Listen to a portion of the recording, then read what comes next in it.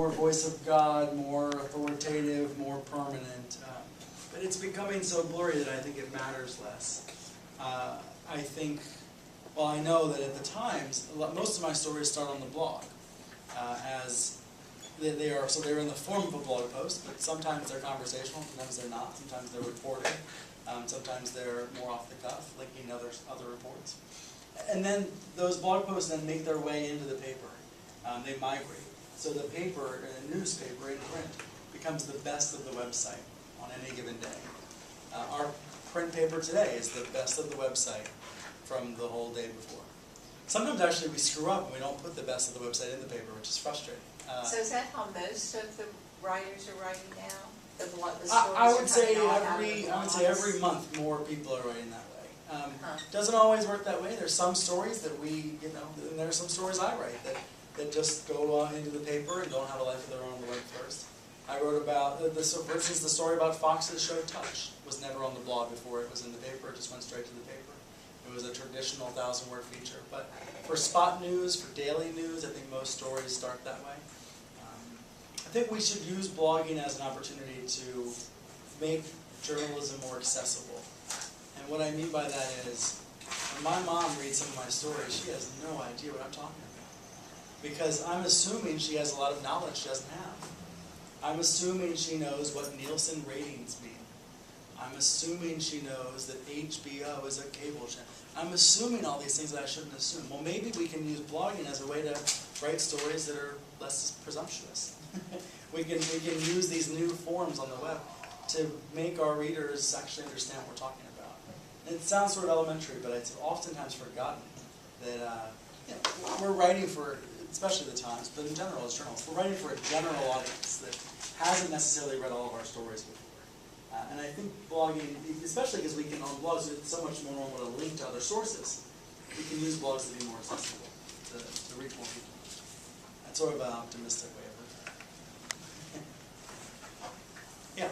Starting off into journalism, how would you, I guess, inform new people to go about looking for internships? I would say be persistent and target as many places as you can, but don't wait for an internship to start doing the work. Be reporting and writing and producing every day.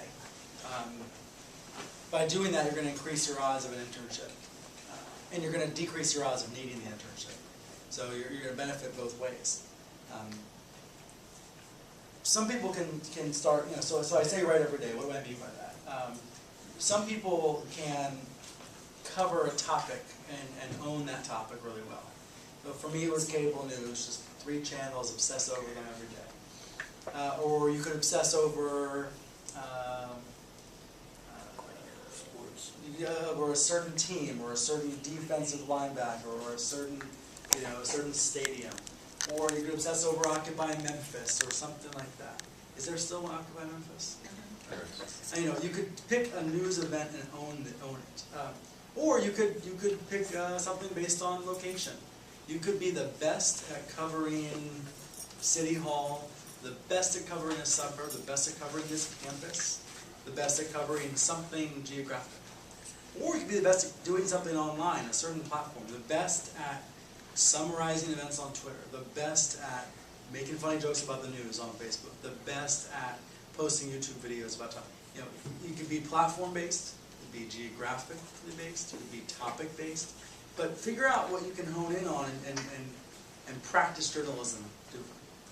For me, at my college paper, I was really interested in administration issues, in the president's office, and the provost's office, and all of that sort of nonsense that is usually impenetrable, that actually is important if you read about it the right way. And so I owned that beat, and really focused on that, and practiced on that, and wrote 500 stories about that over 4 years. And that gave me a lot of practice, so that when I got a job, so I could get a job, so that I proved I was worth hiring. I think by doing that practice, you're going to make yourself more appealing as an internship candidate. But internships alone aren't the way to go. You got to do your own work. I did intern in college. I interned at a radio station because I wanted practice doing multimedia. I wish I had done a TV station. but radio was the next best thing for me in that way. Just to practice doing that sort of audio recording was helpful. But I think to the extent possible, and it's really possible now, you can be practicing producing content every day. If you love, if your goal is to be a television reporter, you can be doing YouTube videos every day, and that way you're going to be practicing every day. You have a follow-up question? So you say that with practice. Besides a blog or YouTube videos, what are other ways someone can go about practicing what they want to do? Well, the Daily Helmsman is a great way to practice here. I walked in that office earlier and I was like, why isn't every desk full? And it's depressing. Maybe everybody's in class. I'm going to go there now. I'm talking to the staff now. You could start a competitor to Daily Helmsman. I mean, you could start a site that tries to kick its ass. Everybody needs competition, so that'd be kind of fun. You could supply content for free to a local newspaper, the Commercial Appeal or one of the weeklies. You could try to, I don't know if the stations let you do it, but you could try to supply content for free to local TV stations. It's sort of depressing to hear, but I think this industry does require some free labor in the beginning. And that's actually not so different from other careers and professions, so it's not the worst thing in the world. Those would be a few thoughts. I think there's a real value in being Googleable, in looking up your name on Google and seeing a lot of results for yourself on different sites doing different things, to show that you have because that's basically your portfolio. That is what people are going to do when they're considering you for an internship or a job. Well, maybe you could address this in some practical ways for students. As the teacher, people are always moaning that they don't have time to do anything. I'm just being honest. Yeah. I'm right about this, Yeah. So we require our reporting students, at least I do, to maintain blogs, and I have to beat them over the head to try to get them to do a single post a week, because they're like, well, we can't do more than that. Maybe you could give a little pep talk to people. Yeah, maybe they don't have time, but I wrote 10, 12, 15 blog posts a day for TV Newser, and I still have friends, I swear. So you did 10 a day? Yeah, 10 to 15, it depends on the news cycle. Some would take literally 3 minutes. This is a sensitive thing to say, don't take it the wrong way, but sometimes quantity is okay instead of quality. Sometimes quantity becomes quality. Every post may not be perfect, but as long as there's not glaring errors and stupid spelling mistakes, sometimes on the web, if you're doing 10 posts a day, good enough is good enough. And I try to say that carefully because, it's, you don't want to publish inaccurate things, you don't want to spell people's names wrong, you don't want to spell anything wrong. But there is a value in posting a lot. There's a value in, I know it doesn't snow here, but it's like a snowball. It's like rolling down a hill, gains momentum. The faster it rolls, the farther it rolls. The more you write, the more you write. The more ideas you get to write stories, the more people that want you to write for them. So the faster you can run, the faster you're going to run. On my blog, some of it was 3 minutes a day, some of it would take half an hour, but nothing was too long at any given time. I was just doing here and there, and we have all the tools now with us because we have phones and we have laptops, and some of us have tablets. So we have the ability, at least, to produce a lot of content in quick ways. Sometimes it's good just to put up a picture just to show that you're alive and working and interested in updating the site. Nothing more than a photo. So there's lots of ways to even appear to be productive. I think of Twitter as a way for me to appear to be productive all the time, even when I'm not. I woke up this morning at 6, I tweeted, and I was hungover, I went back to bed and slept off Beale Street. They kept me out last night late. But that was the point. I wanted to appear to be awake at 6 a.m. just so people thought I was working. I went back to bed. My editor will know that, so it works out well. Just realized you're recording me saying I was hungover. That's okay. That's no big deal. I had 2 stories in the paper, so I look busy today. What are some examples of some of the tweets you've recently sent out? I mean, you're sending out news tips more than anything. Yeah, I think of Twitter. How many of you are on Twitter? Everyone's on Twitter? Okay. I think of Twitter as a broadcast tool. Twitter, much more than a publishing, more than a print tool. It's broadcasting. So you don't want to put down the mic. You want to keep broadcasting. I think of it. I time my tweets based on the time of day. So at 6 a.m. I am linking to my story in the paper this morning. At 10 a.m. I'm posting stories, other news stories. NBC renewed the Social Smash. That's a news thing for me, so I tweet that. I need to watch that show. This evening, I'll start to shift over to more personal stuff. Maybe what I'm watching on TV, or where I am having dinner, or what I am seeing at karaoke. I wouldn't post that at 9 a.m., but I would post that at 9 p.m. As people's expectations change as the day progresses. And sometimes I use Twitter to start stories, to get ideas for stories. I sometimes ask people, what do you want me to write about? What are you interested in reading from me? And most of it's crap, but enough of it is interesting and valuable that it's worth asking. And even if they don't have ideas, people want to know that you want to know. They want to know that your door is open. My cell phone number is on my Twitter feed. No one ever calls it, but I think it's good to know it's there. Well, maybe once a week. But it's good to know it's there, because then people think I'm more accessible. They think I'm open to other ideas. So once in a blue moon, when they do want to reach me, they can. There's a cumulative effect, I think, to being available, and in that case, to be tweeting all the time, and to be posting all the time. Yeah. Other questions? Is there an overkill on it, do you think? I think there's too much attention on Twitter in general, yeah. I think there's too much... I think it'll just sort of fade. Too much focus on it. I don't think it'll fade away. I don't think it's a trend. I do think its importance might fade. Too much of Twitter is reporters talking to other reporters, which is helpful, but it's not the end-all be-all. Facebook is much more important in terms of reaching readers, and I don't think any of us have really figured out how to do that yet. But we'll figure it out. We'll have to figure it out. I like Twitter though because it is a good way to connect to normal people. Even though it's self-selecting, even though everyone on there chooses to be on there, it's not a representation of the public at large. It's still better than what we have alternative, right? It's better than going on the street and finding a random person. It's a way to reach a lot of people at once, so that's good. Other questions?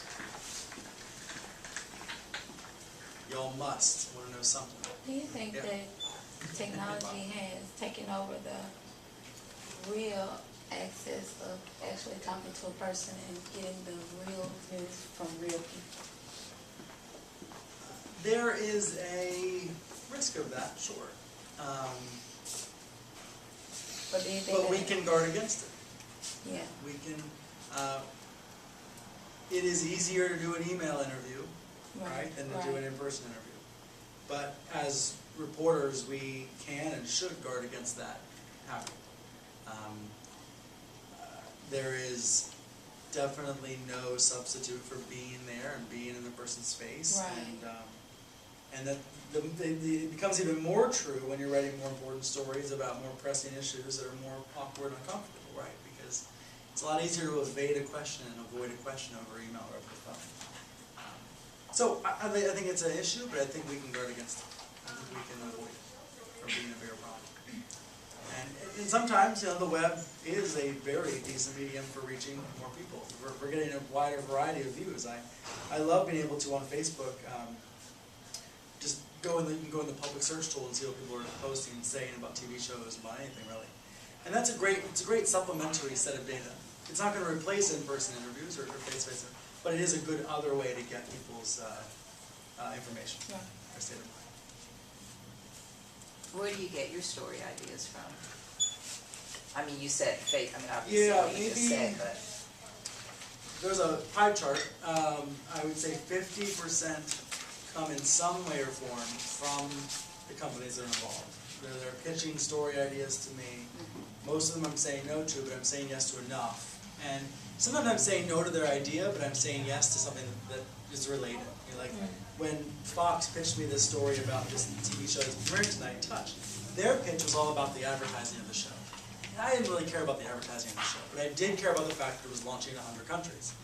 So I moved over to that topic, but it still sort of started with their phone call, their email. About 25% of them are me being mad or curious about something. Me being outraged or me being confused.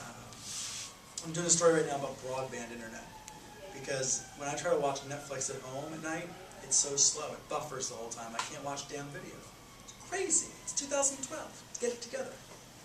So I'm doing a story about that. I mean, it will be an objective story. It will not have my point of view in it. But Time Warner Cable, which is my cable provider, knows my point of view. So when I called them, I said, "This is fucked up. Why is it so slow? And who can I talk to about it?" And by doing that, by coming out with my point of view, they were better able to answer my questions, I think. And they took me more seriously. So my story will be an objective, clean story about it, but it started with me being frustrated by cable. And then I guess the other 25% are ideas from readers and ideas from editors. You know, once in a while, my editors will assign something directly, and then a lot of times reader emails will give ideas. For instance, I had a reader email earlier this week about Netflix. Now Netflix has changed the way you can find movies online. It's very irritating. I'm probably going to write about that in a couple weeks. And that came from a reader email because they know I cover Netflix. And that's just an example of the writing begets more writing. The snowball keeps going down the hill. If you write 5 stories a week, or if you post 5 videos a week, more people are going to think of you, and they're going to get more ideas for even more content. You know, you have to start producing all the time to get it going. And that's not to say you're not going to get hired if you're not doing that, but it's a way to increase your odds. It's a way to increase your odds. I have 2 questions. Sure. One, this is really cliche, what are some challenges that you have to face working with the Times, Yeah. and how do you overcome them? And another is, you get your story ideas from people pitching them to you, or you get, like maybe a reader writes a letter saying, I want to hear more about so-and-so, or an editor says something, but when you first start out, like we're not in that position right now, so how would we get a story that's actually important or interesting to the public? How will we get an idea? Because we don't have those people, you know, giving us the ideas yet. I'll start with that one first. If you're not curious about, you guys are probably all curious about the world. If you're not, you probably wouldn't be in a journalism program. That curiosity, those questions are your stories. Why do only 5 media companies own most of the nation's television networks, movie studios, and cable companies? That's something it's a complicated answer that I can teach as a semester-long course, but that curiosity drives my stories about the industry. So I would think about what questions do you ask yourself, even on your daily commute. I was downtown yesterday wondering about that trolley. Like, who funds that trolley that runs up and down Main Street?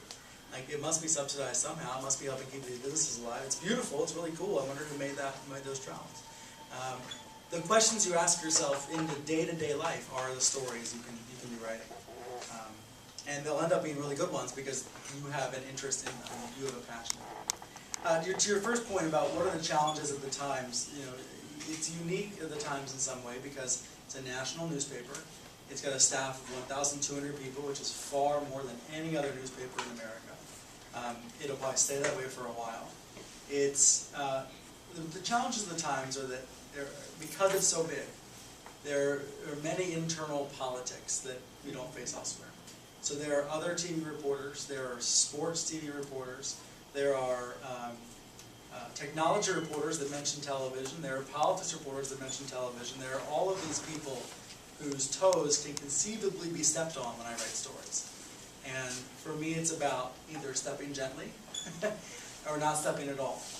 Knowing how to work with my colleagues, knowing how to manage those relationships is hard, but it's important. Sometimes I don't write stories. I don't want to piss off my colleagues. Sometimes I do it because I want to piss them off. But it's about knowing when to do each of those things. It's about knowing when to pull those levers.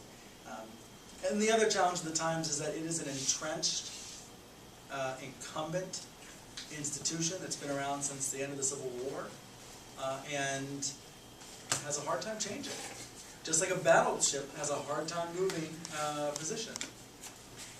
We are kicking and struggling to move into the 21st century. And we're doing it, we're getting there. We're producing live video, we're making slideshows, and we have Twitter feeds on, but it's hard to get there sometimes. And so we as young people have a real imperative, we have a real responsibility to help move these organizations forward. So we don't want to read print. I mean, print's beautiful, I love the newspaper, but the real way to read, the real way to consume news is on a tablet, on the web, on our phones, and we have to help these news organizations embrace that and get that. It's not just up to us, but we have a responsibility to help make that happen and help encourage it. Brian, at lunch you mentioned my high school journalist, and we're actually meeting. I want to know if either we could come up for a field trip or if you mind stopping by when you finish. Sure, yeah. What time? Where's I was going to wrap this up in a couple minutes, so can we come over? Yeah, we're downstairs in 106. 106? Okay. All right. Let's call it 5 minutes, that's okay? Okay, cool. All right. If anybody wants a slice of pizza, you can join us. Don't make us class. Right, that's right. A couple other questions. Yeah.